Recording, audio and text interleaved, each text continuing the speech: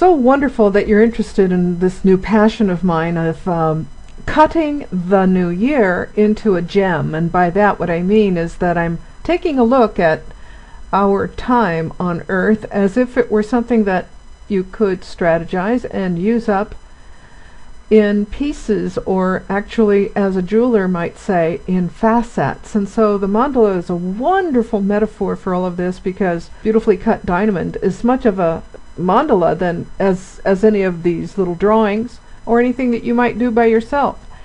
I've just made these mandalas so that you could color in, and if you want to, I have 100 of them that I'm going to put into a separate notebook for a coloring book, just plain and simple, just for coloring. This mandala calendar contains about 68 pages. I might be adding more as comments come in about what kind of space that you were using it for. Just a short essay to start things off.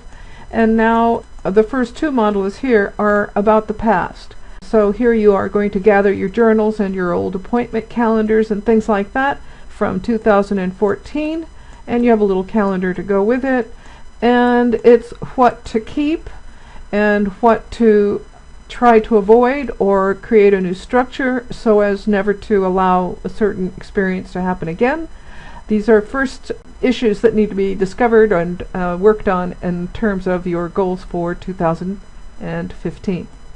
Then we have SMART goals, which is an old idea, but never too old if it's a good idea. These will help you to maintain a much more realistic objective as you increase your list of goals that you would like to create.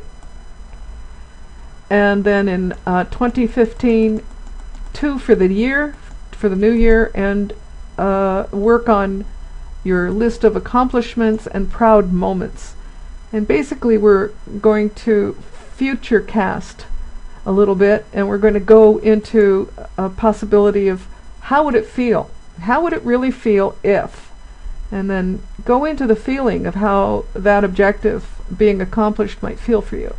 So these feelings are what are going to drive and support your goals throughout the year.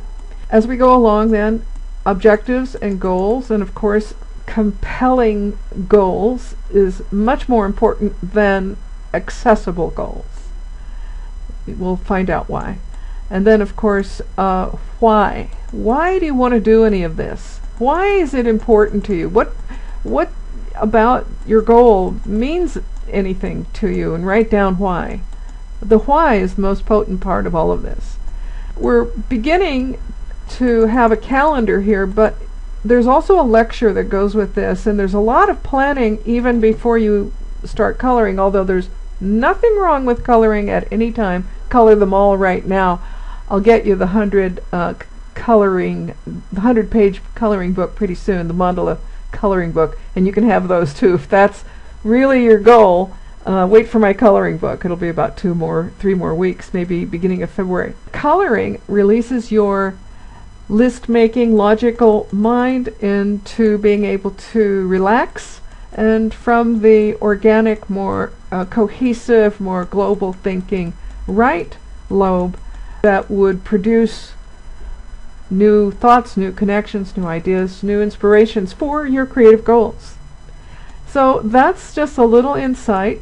Here is one of the typical mandalas with a typical little calendar and note taking, and every 2 weeks there's a little line here to sort of remind you of what is being discussed in the lecture, which I hope that you will also enjoy. So I'll be posting everything that you need to know on the mandala calendar. Thanks so much for your interest. I'll be scrolling the book through the rest of our time on screen, and I'll see you in the next video. Claire France Perez and the mandala calendar.